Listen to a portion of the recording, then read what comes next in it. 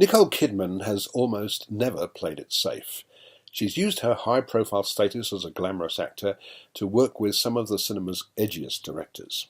Sometimes this commitment has worked for her and sometimes it hasn't, but you have to give her credit for not taking the easy route.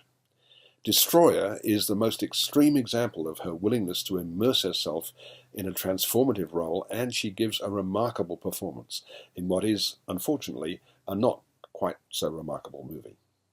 She plays Erin Bell, a Los Angeles cop. Her story is told in two time frames: the present, in which she's an alcoholic, tired, burnt-out wreck, dressed in shabby clothes and clearly despised and barely tolerated by her colleagues on the force. We also see her 17 years earlier, when she was ambitious, attractive and focused. What happened to change her so radically is the theme of Karen Kusuma's narratively muddled thriller. In the present, Erin is there at a murder scene. The victim has been shot dead, and close to the corpse are dollar notes stained with blue dye. To the other cops who really don't want her around, Erin mutters that Silas is back.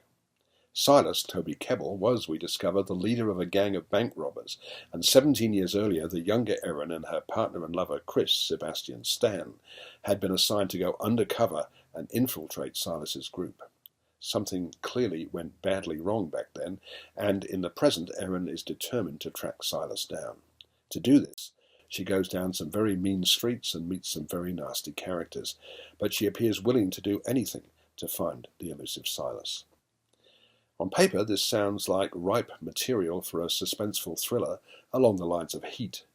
But unfortunately, Kusuma is no Michael Mann, and her regular screenwriters, Phil Hay and Matt Manfredi, have served up a narrative that's just a bit too tricky for its own good, so that at the end you could possibly feel frustrated rather than elevated. And yet, the film has to be seen for Kidman. In the scenes set in the present, she has so transformed herself that at first she's hardly recognizable. And it's not just a case of skilled makeup. She inhabits this damaged, bitter, wasted woman in all kinds of physical and emotional ways. It's an extraordinary performance. I'm giving Destroyer 3.5